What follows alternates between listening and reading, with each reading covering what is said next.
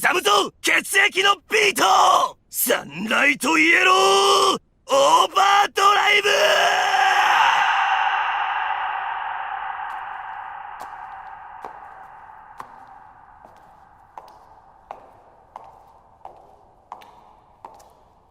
波紋オーバードライブのビート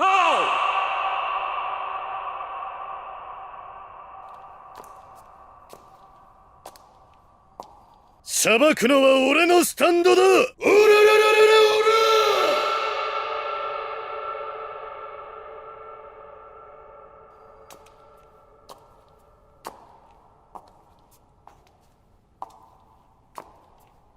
オラ俺のこの頭のことなんつったてめえ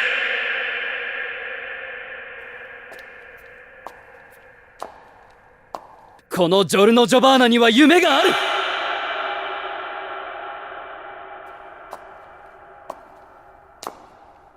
あんたは希望、人類の夜明けだわこりゃ。うるせえ。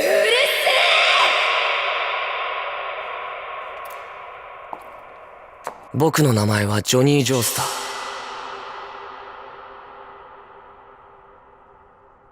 JoJo's Bizarre Adventure Part 7 Steelballrun, the main man Araki himself, the Drip Master, made one of the most banger parts in the entire series of JoJo, and it is no wonder why this is considered the best in its entire timeline. With characters that have unparalleled development and growth that make you hungry, practically salivating for more to see that one side character cook because they are just so good, when there are already so many characters in the past parts that were amazing. People have studied and read Part 7 to death, so they can understand and learn the lessons that are some of the best seen in this crazy series with so many far out there ideals and characters. Giving this part such an amazing story, regaling them with themes about learning to come back from the darkest depression where you feel like you can't do anything, you feel like you're a failure to your family and yourself, but becoming a true warrior. Then learning how to accept that you that makes your stomach churn at the sight of, and starting a path of learning for a new life to truly blossom and bring forth a better one for you and those around you. And when you think this part couldn't give you any more, it brings amazing stand fights and cliffhangers that you truly cannot guess the outcome of making you bite your nails wondering if this is truly the end for one of those characters. As we know, JoJo's is not afraid to kill off characters. David Productions has been doing such an amazing job animating each and every part.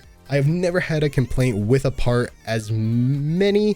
No, Part 7 is a horseback race across America inspired by the 1981 movie called The Cannonball Run. And that simple sentence I just uttered, a horseback race across America, that sends a chill down the spine of every anime fan and animator, as horses in anime have never really had a clean track record of being animated. The best I've seen is in the 2013 Berserk movies. Even with the semi 3D mix, it felt really good and fluent in that area, but for JoJo's, who knows? This is just a really small fear I have. I have an actual genuine fear of Part 7 being animated in general. I really don't want people to drop or hate Part 7 as it has such amazing dialogue exchange and just overall amazing story in general. But the big scare is I don't want Part 7 to be released like Part 6 was. It was all a mess. I'm just hoping Part 7 is released like Part 5. Bring back JoJo's Fridays. Everyone was so hyped for JoJo Fridays because everyone knew, oh man, end of the week, it's the weekend. We got a JoJo's, baby. And something I've noticed in the past year of anime is that people have been dropping more and more anime if it has too much so-on-so talking and not enough action or etchy. And I understand animation studios need to work efficiently and get their things out on time. So cutting out quiet parts or heavy talking parts that don't have a lot of substance is required. So Part 7 will most likely have a lot of the talking cut out, sadly, but you can't deny it. It truly feels like people's attention spans have been dropping rapidly and hurting their chances at getting to witness amazing shows or mangas. Also, because a lot of you uncultured gremlins are too horny for your own good. Heavy dialogue is amazing. You don't always need the booba. Heavy dialogue is great when done right. I am not one to deny that there are some shows that take dialogue way too far, especially if it is a light novel adaptation. It's called world building when done right, with character growth sprinkled on to the side. And Part 7 really builds the true goals and ambitions of mysterious characters that you want to know what they can do, and it really shows the growth that a friendship can have in real life between Johnny and Gyro. I'm scared they'll cut out too much little moment, like from small talk between characters and little actions that they do on the side. Like, I want to see Johnny and Gyro have their bro talk about fetishes and girls. It's a banger conversation, what can I say? Some smaller concerns I have are people not liking the setting of Part 7. A lot of backgrounds are very bland and dull because it's a desert. But in the manga, because you can pause on a manga page, you can really look at the finite details and whatnot in a manga because you don't have anything to animate. But in an anime, it's like, oh, yo, look at this background. Gone. It's just gone. Vanished. I can understand why a lot of people might not like this part because they might go a bit lazy with the backgrounds, which is a bit concerning, but it will get stale to look at for however many episodes it will have. I also believe it takes around 30 chapters for there to even be one sight of a real stand and a battle to occur. I know you can't fully adapt the manga as it would be way too much to handle, and there are some fights that can drag on for a bit but are still really worth it in the end. Part 7 has a lot of stands that have very strange powers, and I'm worried that they're going to do a lot of episodes where it might be explaining the power and then the next episode will be the end of the fight, prolonging it, which I really don't want because that can just gum up the flow of it, because part 7 has an amazing flow. Once you get past a certain part, you're just like, this is good so far, but it feels a little slow right now. But when you reach a certain part, I'm not going to say what, then it's just constant action and it is going until the very end, which is another thing. Part 7 has very strange tonal changes. You'll be having a chill ride across the US and then a meeting conversation with the president of the United States about how he'll take the napkin first, and then it will cut to a British man making pasta with his fingernail, and then the British man and his Italian buddy get ganged up on by one dude, but he's not really one dude like 40 times. Part 7's a bit strange, but it's really good, and I don't want it to have a bad anime.